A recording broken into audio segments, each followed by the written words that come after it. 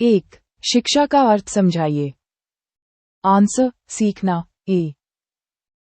शिक्षा शब्द संस्कृत की शिक्ष धातु से बना है, जिसका अर्थ सीखना है। सीखने की प्रक्रिया शिक्षक, छात्र और पाठ्यक्रम द्वारा पूरी होती है।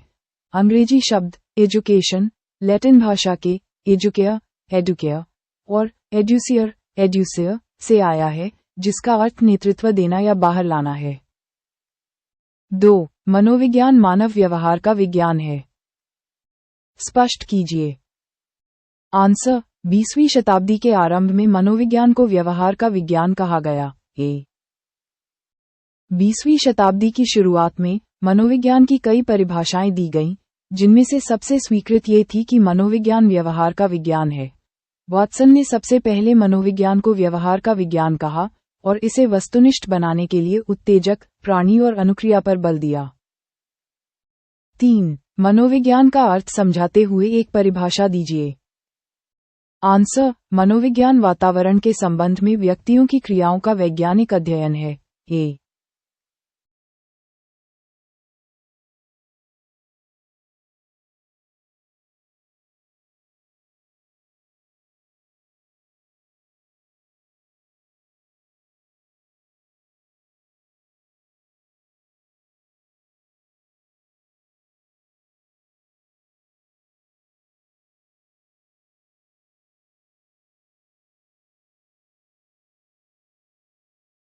मनोविज्ञान को विधायक और आदर्श नियामक विज्ञान की श्रेणी में रखा जाता है।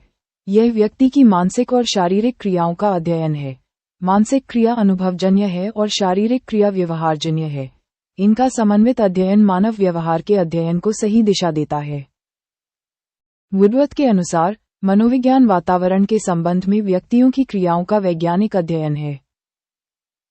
क्रो के अनुसार, मनोविज्ञान मानव व्यवहार और मानव संबंधों का अध्ययन है। 4. शिक्षा मनोविज्ञान का अर्थ समझाइए। आंसर, शिक्षा मनोविज्ञान शैक्षिकी परिवेश में व्यक्ति की क्रियाओं के व्यवहार का अध्ययन है। ए।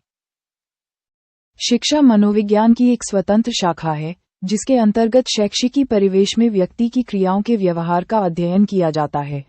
शिक्षा और मनोविज्ञान सिद्धांत तथा व्यवहार का समन्वय है, और इनका पारस्परिक संबंध मानव के समन्वित व संतुलित विकास के लिए आवश्यक है। 5. जीवन इतिहास विधि के बारे में आप क्या जानते हैं? आंसर, यह विधि व्यक्ति के मानसिक असंतुलन और अवांछनीय व्यवहार का अध्ययन करती है।